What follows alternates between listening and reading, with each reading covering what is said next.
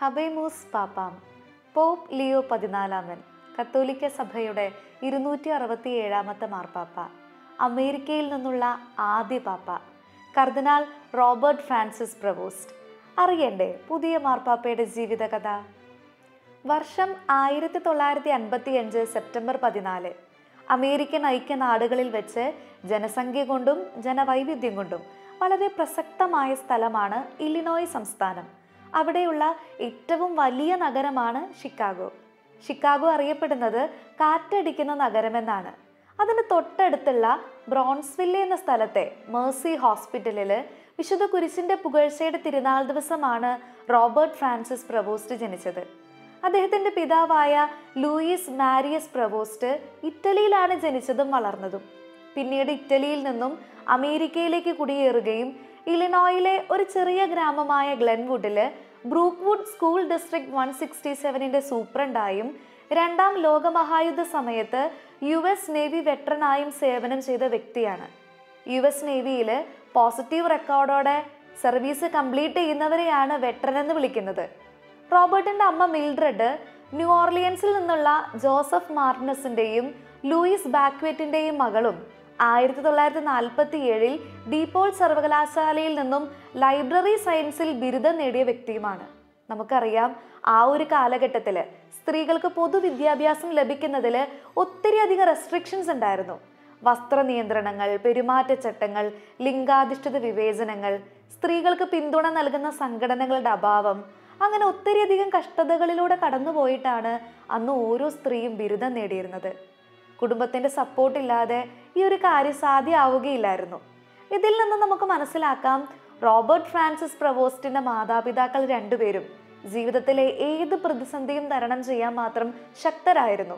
അതുപോലെ റോബർട്ടുമായി നല്ല അടുപ്പം മാതാപിതാക്കൾക്ക് ഉണ്ടായിരുന്നു. എന്തും തുറന്നു പറയാൻ തക്ക സ്വാതന്ത്ര്യം പ്രത്യേകിച്ച് അപ്പന്റെ അടുത്ത് റോബർട്ടിനുണ്ടായിരുന്നു. ഒരു ഭർത്താവ് ഭാര്യയെ എങ്ങനെയാണോ സ്നേഹിക്കുന്നത്, അവർ തമ്മിലുള്ള അടുപ്പം എത്രത്തോളം ആഴാണോ അത്രയും ആഴമായ അടുപ്പം തമ്പുരാനുമായി നിനക്ക് ഉണ്ടാകണം എന്ന ഉപദേശം വൈദികനാകുന്നതിന് മുമ്പ് തന്നെ അപ്പനിൽ നിന്നും റോബർട്ടിന് കിട്ടിയിരുന്നു. റോബർട്ട് ഫ്രാൻസിസ് പ്രവോസ്റ്റിന് ലൂയിസ് പ്രവോസ്റ്റ്, ജോൺ പ്രവോസ്റ്റ് എന്നീ 2 മൂത്ത സഹോദരന്മാരുണ്ട്. ഒരു പുരോഹിതനാകണമെന്ന ആഗ്രഹം റോബർട്ടിൽ ഉണ്ടെന്ന് തിരിച്ചറിഞ്ഞത് ചേട്ടൻ ജോൺ പ്രവോസ്റ്റ് ആയിരുന്നു. ചെറുപ്പത്തിൽ കുട്ടികൾ ടീച്ചറായും ഡോക്ടറായും അഭിനയിച്ച് കാണിക്കുമ്പോൾ റോബർട്ട് എന്നും വിശുദ്ധ കുർബാന അർപ്പിക്കുന്ന വൈദികനെയാണ് അനുകരിച്ച് കാണിക്കാറ്.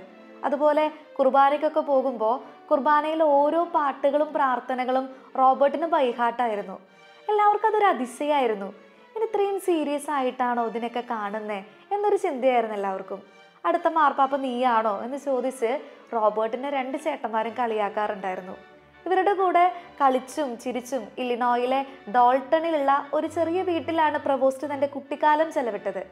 സ്വർഗാരോപിത മാതാവിന്റെ നാമത്തിലുള്ള ഇടവകയിൽ അൽത്താര ബാലനായും ഗായക സംഘത്തിൽ അംഗമായും തമ്പുരാനോട് ചേർന്ന് വളർന്നു വന്ന റോബർട്ടില് അന്നത്തെ ഇടവക വികാരിയുടെ പുണ്യപ്പെട്ട ജീവിതം കണ്ട് ഈശോയ്ക്ക് വേണ്ടി മാത്രം ജീവിക്കാൻ ആഗ്രഹം ഉണ്ടാവാണ്. 1 വട്ടം പാടുന്നവൻ 2 വട്ടം പ്രാർത്ഥിക്കുന്നു എന്നാണ് പറയുക. അങ്ങനെ ഈശോയ്ക്ക് വേണ്ടി മധുര ഗാനങ്ങൾ ആലപിച്ച് ഈശോയെ സ്നേഹിച്ച റോബർട്ട് 1973 മിഷിഗൺ സംസ്ഥാനത്തിലുള്ള ഹോളണ്ട് നഗരത്തിൽ സ്ഥിതി ചെയ്യുന്ന സെയിന്റ് അഗസ്റ്റിൻ മൈനർ സെമിനാരിയുടെ ഹൈസ്കൂളിൽ ചേരുകയാണ്. വിശുദ്ധ അഗസ്തീനോസിനെ റോബർട്ടിന് വലിയ ഇഷ്ടമായിരുന്നു. കാരണം മോനിക്ക പുണ്യവതിയുടെ പ്രാർത്ഥന കൊണ്ട് 33ാമത്തെ വയസ്സിൽ തമ്പുരാൻ എടുത്തുയർത്തിയ ഒരു ജീവിതമായിരുന്നു വിശുദ്ധ അഗസ്റ്റിൻ്റെ. പാട്ടുപാടുന്ന ഈണത്തില് എടുത്തു വായിക്കുക ടൊളലീഗെ എന്ന ശബ്ദം ചെവിയിൽ ആരോ പറയുന്നത് കേട്ട് വിശുദ്ധ പൗലോസ് റോമാക്കാർക്ക് എഴുതിയ ലേഖനം 13-ാം അധ്യായം 12 മുതൽ 14 വരെയുള്ള വചനങ്ങൾ വായിച്ച് മാനസാന്തരപ്പെട്ട് സഭയിലെ വേദപാരംഗതനും പുരാതനമായ വിശ്വാസങ്ങളെ പുതുക്കി സ്ഥാപിച്ചവനും ദൈവശാസ്ത്രജ്ഞരുടെ മധ്യസ്ഥനുമായി തിരുസഭ വണങ്ങുന്ന സഭാശ്രേഷ്ഠനായി തമ്പുരാൻ പാപിയിൽ നിന്നും പുണ്യാളനാക്കിയ വിശുദ്ധ അഗസ്തീനോസിന്റെ പരിവർത്തനം അത്ഭുതത്തോടെയാണ് റോബർട്ട് ഫ്രാൻസിസ് പ്രവോസ്റ്റ് കണ്ടിരുന്നത്. തമ്പുരാന് വിട്ടുകൊടുത്താൽ തൻ്റെ ജീവിതവും തമ്പുരാൻ ഇതുപോലെ എടുത്തുയർത്തുമെന്ന് വിശ്വസിച്ചിരുന്നത് കൊണ്ടാണ് അഗസ്തീനിയൻ സന്യാസ സഭയിൽ അംഗമാവാൻ അദ്ദേഹം ആഗ്രഹിച്ചതും അതിനായി സെയിന്റ് അഗസ്റ്റിൻ മൈനർ സെമിനാരി ഹൈസ്കൂളിൽ സെക്കൻഡറി എഡ്യൂക്കേഷൻ നേടിയതും. പഠിക്കാൻ സമർത്ഥനായിരുന്നു ബ്രദർ റോബർട്ട്. പഠന മികവിന് ഒട്ടേറെ അഭിനന്ദന കത്തുകളും ഉയർന്ന ഗ്രേഡുകളും നേടുന്നത് കൊണ്ട് ഓണർ സ്റ്റുഡന്റ് എന്ന അംഗീകാരവും സ്ഥിരമായി ലഭിച്ചിരുന്ന അദ്ദേഹം ഇയർബുക്ക് എഡിറ്ററായും സ്റ്റുഡന്റ് കൗൺസിൽ സെക്രട്ടറിയായും നാഷണൽ ഓണർ സൊസൈറ്റി മെമ്പറായും മാറിയിരുന്നു. നല്ലൊരു നേതൃത്വ പാഠവും യുക്തിസഹമായി സംവദിക്കാനുള്ള കഴിവും പ്രസംഗകലയും ബ്രദർ റോബർട്ടിനെ ശ്രദ്ധേയനാക്കി.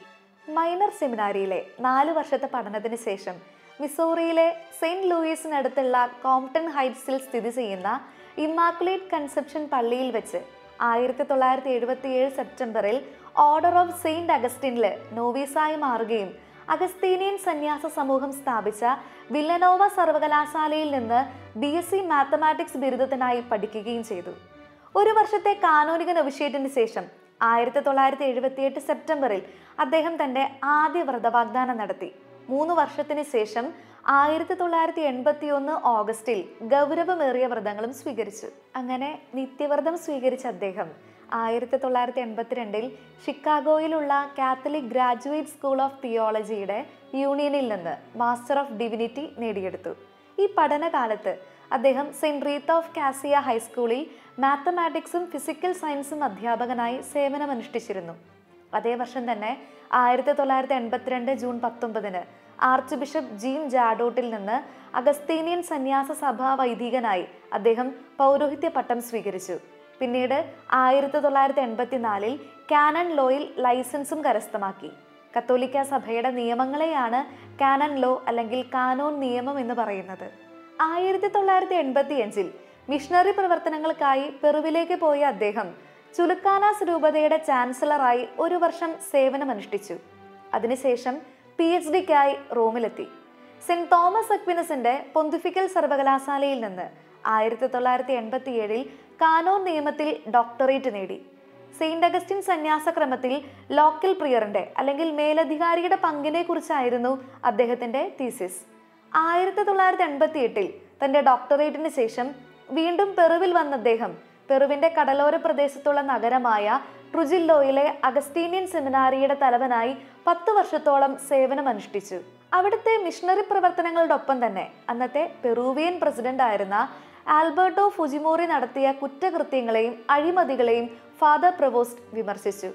ഒരു രാജ്യത്തിന്റെ അധിപനെതിരെ അദ്ദേഹം ചെയ്തത് തെറ്റാണെന്ന് ചൂണ്ടിക്കാണിച്ചതിലൂടെ പെറൂവിയൻ ജനതയുടെ മനുഷ്യാവകാശ സംരക്ഷകനായി അദ്ദേഹം മാറി. മാർക്സിസ്റ്റ്, ലെനിനിസ്റ്റ്, മാവോയിസ്റ്റ് ഗറില്ല സംഘടനയായ ഷൈനിങ് പാത്തിന്റെ അക്രമത്തെയും ഗർഭചിത്രവും ദയാവധവും ചെയ്യുന്ന ആളുകളുടെ മോചനം നിയമവിധേയമാക്കാൻ ശ്രമിച്ച രാഷ്ട്രീയ പ്രസ്ഥാനങ്ങളെ സോഷ്യൽ മീഡിയയിലൂടെ അദ്ദേഹം വിമർശിച്ചു. വെനിസ്വേലൻ പ്രസിഡന്റ് ആയിരുന്ന ഹ്യൂഗോ ഷാവേസ് കൊണ്ടുവന്ന ഇടതുപക്ഷ പോപ്പുലിസ്റ്റ് രാഷ്ട്രീയ പ്രത്യയശാസ്ത്രത്തിന്റെ പോരായ്മകളെ തിരിച്ചറിഞ്ഞ് അദ്ദേഹം വെനിസ്വേലൻ കുടിയേറ്റത്തോട് ഐക്യദാർഢ്യം പ്രകടിപ്പിച്ചു. പെറുവിൽ നിന്ന് 1998 ഷിക്കാഗോയിലേക്ക് അദ്ദേഹം മടങ്ങിയെത്തുമ്പോൾ അദ്ദേഹത്തെ കാത്തിരുന്നത് province of mother of good കൗൺസിലിന്റെ പ്രീ പ്രൊവിൻഷ്യൽ പോസ്റ്റ് ആയിരുന്നു. ഒരു മിഷണറി പ്രവർത്തകൻ മാത്രമായി ആരാരും അറിയാതെ ഒരു ജീവിതം നയിക്കാൻ ആഗ്രഹിച്ച മിതഭാഷിയായ പ്രവോസ്റ്റിന് അധികാര പദവികൾ ഓരോന്നായി നൽകി മലമേൽ ഉയർത്തപ്പെട്ട ദീപം പോലെ ലോകത്തിന് കാണിച്ചു കൊടുത്ത വർഷങ്ങളായിരുന്നു പിന്നീട് അങ്ങോട്ട്. 1999 മാർച്ച് 8 മുതൽ പ്രീ പ്രൊവിൻഷ്യലായും 2001 മുതൽ 2013 വരെ സെയിന്റ് അഗസ്റ്റിൻ ഓർഡറിന്റെ പ്രിയർ ജനറലായ അദ്ദേഹം 2004 കേരളത്തിലെ സെന്റ് ഫ്രാൻസിസ് സേവ്യർ ദേവാലയത്തിൽ വെച്ച് നടന്ന 6 ഡീക്കന്മാരുടെ പൗരോഹിത്യ സ്വീകരണത്തിലും 2006 തമിഴ്നാട്ടിലും സന്ദർശനം നടത്തിയിരുന്നു. 2014 നവംബർ 3 ഫ്രാൻസിസ് മാർപ്പാപ്പ ചിക്ലായ രൂപതയുടെ അപ്പസ്തോലിക് അഡ്മിനിസ്ട്രേറ്ററായും സുഫാറിന്റെ നാമകരണ ബിഷപ്പായും നിയമിച്ചു. 2015 സെപ്റ്റംബർ 26 പെറുവിന്റെ അന്നത്തെ അപ്പസ്തോലിക് നൂൻഷോ ആയിരുന്ന ആർച്ച് ബിഷപ്പ് ജെയിംസ് പാട്രിക് ഗ്രീനിൽ നിന്നാണ് അദ്ദേഹം മെത്രാഭിഷേകം സ്വീകരിച്ചത്. അദ്ദേഹത്തിന്റെ എപ്പിസ്കോപ്പൽ മോട്ടോ എന്ന് പറയുന്നത് although we Christ are many in the one Christ we are one എന്നാണ്. 2018 മാർച്ചിൽ പെറൂവിയൻ എപ്പിസ്കോപ്പൽ കോൺഫറൻസിന്റെ സെക്കൻഡ് വൈസ് പ്രസിഡന്റ് ആയ bishop Prevost commission for culture and എഡ്യൂക്കേഷന്റെ പ്രസിഡന്റും എക്കണോമിക് കൗൺസിലിലെ മെമ്പറുമായി. 2019 ജൂലൈ 13 മതപരമായ ക്രമങ്ങളിൽ പെടാത്ത പുരോഹിതന്മാരെയും ഡീക്കന്മാരെയും സംബന്ധിച്ച കാര്യങ്ങൾക്ക് മേൽനോട്ടം വഹിക്കുന്ന റോമൻ കൂരിയയുടെ ഡിക്കാസ്ട്രി ഫോർ ദ ക്ലർജിയിലും അദ്ദേഹം അംഗമായി. റോമൻ കൂരിയ എന്ന് പറയുന്നത് കത്തോലിക്ക സഭയിൽ തന്നെ പാശ്ചാത്യ സഭകളുണ്ട്, പൗരസ്ത്യ സഭകളുണ്ട്, മറ്റ് ട്രൈബ്യൂണലുകളുണ്ട്, ഓഫീസുകളുണ്ട്. അങ്ങനെയുള്ള എല്ലാ വകുപ്പുകളുടെയും സഹായ സഹകരണങ്ങളോടെയാണ് മാർപ്പാപ്പ സാർവത്രിക സഭയെ ഭരിക്കുന്നതും നയിക്കുന്നതും. ലോകത്തിലെ തന്നെ ഏറ്റവും പഴക്കമുള്ള മതാത്മകമായ ഭരണ സംവിധാനമാണ് റോമൻ കൂരിയ. അതിൽ പല ഡിപ്പാർട്ട്മെന്റുകളും മിനിസ്ട്രീസ് ഉണ്ട്. അതിനെയാണ് ഡിക്കാസ്ട്രി എന്ന് പറയുന്നത്. റിലീജിയസ് ഓർഡറുകളിൽ പെടാത്ത അച്ഛന്മാരുടെയും ഡീക്കന്മാരുടെയും കാര്യങ്ങൾ നോക്കുന്ന ഡിപ്പാർട്ട്മെന്റാണ് ഡിക്കാസ്ട്രി ഫോർ ദ ക്ലർജി എന്ന് പറയുന്നത്. 2020 ഏപ്രിൽ 15 കാലാവോ രൂപതയുടെ അപ്പസ്തോലിക് അഡ്മിനിസ്ട്രേറ്ററായ ബിഷപ്പ് പ്രവോസ്റ്റ് അതേ വർഷം തന്നെ നവംബർ 21 പുതിയ ബിഷപ്പുമാരെ തിരഞ്ഞെടുക്കുന്നതിൽ മേൽനോട്ടം വഹിക്കുന്ന ഡിക്കാസ്ട്രിയുടെ തലവനായി. 2023 ജനുവരി 30 ഫ്രാൻസിസ് മാർപ്പാപ്പ അദ്ദേഹത്തെ ബിഷപ്പുമാർക്കുള്ള ഡിക്കാസ്ട്രിയുടെ പ്രീഫെക്റ്റായും ലാറ്റിൻ അമേരിക്കയ്ക്കുള്ള പൊന്തിഫിക്കൽ കമ്മീഷന്റെ പ്രസിഡന്റായും തെരഞ്ഞെടുത്തതിനെ തുടർന്ന് ആർച്ച് ബിഷപ്പ് പദവി നൽകപ്പെട്ടു. ഇവിടെ ആർച്ച് ബിഷപ്പ് പ്രവോസ്റ്റിന് ഫ്രാൻസിസ് മാർപ്പാപ്പ കൊടുത്ത ഉത്തരവാദിത്തം കുറച്ചും കൂടെ ഗൗരവമുള്ളതാണ്. അതിന് ഗൗരവമുണ്ടെന്ന് പറയാൻ കാരണം 1978 മുമ്പ് വരെ, അതായത് ജോൺ പോൾ രണ്ടാമൻ മാർപ്പാപ്പയുടെ തിരഞ്ഞെടുപ്പ് വരെ തിരുസഭാ ഭരണം ഇറ്റാലിയൻ കൂരിയയുടെ മാത്രമായിരുന്നു. പോൾ 6 മാർപ്പാപ്പ ഇറ്റലിക്കാരനാണ്. ജോൺ 23 മാർപ്പാപ്പ ഇറ്റലിക്കാരനാണ്. പിയൂസ് 12, 11, 10 എല്ലാം ഇറ്റലിക്കാരാണ്. നമ്മൾ ചരിത്രം പരിശോധിക്കുകയാണെങ്കിൽ 940, 1100, 1459 കാലഘട്ടത്തിൽ, അതായത് എത്രയോ നൂറ്റാണ്ടുകൾക്ക് മുമ്പ് തിരുസഭയെ ഭരിച്ചിരുന്ന എഡ്രിയൻ 4, എഡ്രിയൻ 6, ഗ്രിഗറി 5 മാർപ്പാപ്പകളാണ് നോൺ ഇറ്റാലിയൻ പോപ്പുകളായിട്ടുള്ളൂ. അതിലൊരു മാറ്റം വന്നത് ജോൺ പോൾ രണ്ടാമൻ മാർപ്പാപ്പയെ തിരഞ്ഞെടുത്തപ്പോഴാണ്. അദ്ദേഹം ഒരു പോളണ്ടുകാരനാണ്. പിന്നീട് വന്ന ബെനഡിക്ട് 16 മാർപ്പാപ്പ ജർമ്മനിക്കാരനാണ്. ഫ്രാൻസിസ് മാർപ്പാപ്പ അർജന്റീനക്കാരനാണ്. ഇപ്പൊ തെരഞ്ഞെടുത്തിരിക്കുന്ന ലിയോ 14 മാർപ്പാപ്പ അമേരിക്കക്കാരനാണ്. തിരുസഭാ ഭരണത്തില് സാർവത്രിക സഭ മുഴുവന്റെയും പങ്കാളിത്തം വേണമെന്ന് ആഗ്രഹിച്ചതുകൊണ്ടാണ് ഫ്രാൻസിസ് മാർപ്പാപ്പ ഇറ്റലിക്ക് പുറത്തു നിന്ന് നിരവധി കർദിനാളന്മാരെ കഴിഞ്ഞ വർഷങ്ങളിൽ തെരഞ്ഞെടുത്തത്. 2025 പേപ്പൽ കോൺക്ലേവിൽ പങ്കെടുത്ത 133 കർദിനാളന്മാരിൽ 17 പേർ ഇറ്റലിക്കാരാണ്, 35 പേർ യൂറോപ്പിൽ നിന്നാണ്, 20 പേർ നോർത്ത് അമേരിക്കയിൽ നിന്നും 17 പേർ സൗത്ത് അമേരിക്കയിൽ നിന്നുമാണ്. ഏഷ്യയിൽ നിന്ന് 23 പേർ, ഓഷ്യാനയിൽ നിന്ന് 4 പേർ, ആഫ്രിക്കയിൽ നിന്ന് 17 പേർ. അങ്ങനെ വ്യത്യസ്ത ഭൂഖണ്ഡങ്ങളിൽ നിന്ന് കർദിനാളന്മാരെ തിരഞ്ഞെടുക്കാൻ ഫ്രാൻസിസ് മാർപ്പാപ്പ നിയോഗിച്ച ഡിക്കാസ്ട്രി ഫോർ ദ ബിഷപ്സിന്റെ പ്രീഫെക്റ്റ് ആയിരുന്നു arch bishop Robert Francis Prevost. 2023 September 30 കർദിനാളായി സ്ഥാനാരോഹണം ചെയ്യപ്പെട്ട പ്രവോസ്റ്റ് വിശ്വാസ പ്രമാണം, പൗരസ്ത്യ സഭകൾ, വൈദികർ, സമർപ്പിത ജീവിത സ്ഥാപനങ്ങൾ, അപ്പസ്തോലിക ജീവിത സമൂഹങ്ങൾ, സംസ്കാരം, വിദ്യാഭ്യാസം, നിയമനിർമ്മാണ ഗ്രന്ഥങ്ങൾ, വത്തിക്കാൻ സിറ്റി സ്റ്റേറ്റിനായിട്ടുള്ള കമ്മീഷൻ എന്നീ ഡിക്കാസ്ട്രികളിലും അംഗമായി. 2024 ജനുവരി 28 സെന്റ് മോണിക്കയുടെ ഡയക്കനേറ്റ് പദവിയും ഔദ്യോഗികമായി സ്വീകരിച്ച അദ്ദേഹം ഡിക്കാസ്ട്രിയുടെ തലവൻ എന്ന നിലയിൽ മാർപ്പാപ്പയുടെ അപ്പസ്തോലിക യാത്രകളിലും സിനഡാലിറ്റിയെ കുറിച്ചിട്ടുള്ള ബിഷപ്പുമാരുടെ സിനഡിന്റെ പൊതുസഭയിലും പങ്കെടുക്കാനായി. 2025 ഫെബ്രുവരി 6 ഫ്രാൻസിസ് മാർപ്പാപ്പ അദ്ദേഹത്തെ കർദിനാൾ ബിഷപ്പായി സ്ഥാനക്കയറ്റം നൽകുകയും ആൽബാനോയിലെ സബർബിക്കേറിയൻ രൂപതയുടെ നാമകരണ ബിഷപ്പായി നിയമിക്കുകയും ചെയ്തു. ഇതിൽ നിന്ന് നമുക്ക് മനസ്സിലാക്കാൻ സാധിക്കുന്നത് ഫ്രാൻസിസ് മാർപ്പാപ്പ അദ്ദേഹത്തിന്റെ സ്ഥാനക്കയറ്റത്തിൽ നിർണായകമായ പങ്കുവഹിച്ചിട്ടുണ്ട്.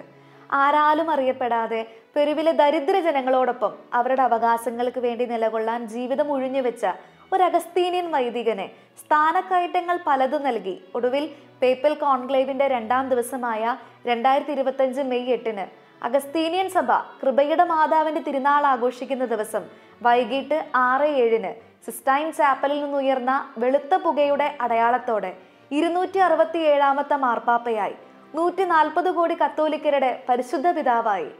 റേരും നൊവാരും എന്ന വിപ്ലവ ചാക്രിക ലേഖനത്തിലൂടെ തൊഴിലാളികളുടെ മാർപ്പാപ്പ എന്നും പരിശുദ്ധ അമ്മയെ കുറിച്ചിട്ടുള്ള ചാക്രിക ലേഖനങ്ങൾ എഴുതിക്കൊണ്ട് ജപമാലയുടെ മാർപ്പാപ്പ എന്നും അറിയപ്പെട്ട ലിയോ 13 പിന്തുടർന്ന് സെന്റ് പീറ്റേഴ്സ് സ്ക്വയറിന്റെ വലതുവശത്തുള്ള അപ്പസ്തോലിക മാളികയിലെ ആഞ്ചലസ് ജാലകത്തിലൂടെ ലിയോ 14 മാർപ്പാപ്പ ലോകമെമ്പാടുമുള്ളവരോട് നിങ്ങൾക്ക് എല്ലാവർക്കും സമാധാനം ഉണ്ടാകട്ടെ എന്ന് ആശംസിച്ചപ്പോൾ ഏവരും ഉറ്റുനോക്കിയത് മാർപ്പാപ്പയുടെ മുഖത്തെ വികാരങ്ങളായിരുന്നു. കണ്ണുനീരിന്റെ മുറിയിൽ നിന്നും പേപ്പൽ കാസോക്ക് ധരിച്ച് ഒരു കൊച്ചു കുഞ്ഞിന്റെ നിഷ്കളങ്കതയോടെ അഗസ്തീനോസിനെ പരിവർത്തനപ്പെടുത്തി വേദപാരംഗതനായി എടുത്തുയർത്തിയ അതേ കർത്താവ് 69-ാമത്തെ വയസ്സിൽ തിരുസഭയുടെ അധിപനായി തന്നെയും എടുത്തുയർത്തിയ ആ നിമിഷത്തിലെ സന്തോഷവും കൃതജ്ഞതയും അത്ഭുതവും എല്ലാം കൂടിക്കലർന്ന വികാരത്തോടെ പ്രവചനങ്ങളെ തോൽപ്പിച്ചുകൊണ്ട് കടന്നു വന്നപ്പോൾ ദൈവിക പദ്ധതിയാണ് പൂർത്തീകരിക്കപ്പെട്ടത്. ലിയോ 14 മാർപ്പാപ്പയിലൂടെ ദൈവം ആഗ്രഹിക്കുന്ന മാറ്റങ്ങൾ തിരുസഭയിലും ലോകം മുഴുവനിലും കൊണ്ടുവരാൻ ഈ പത്രോസിന്റെ പിൻഗാമിക്ക് സാധിക്കട്ടെ എന്ന് പ്രാർത്ഥിച്ചുകൊണ്ട് സൈനിങ് ഓഫ് ലേൺ വിത്ത് ജു.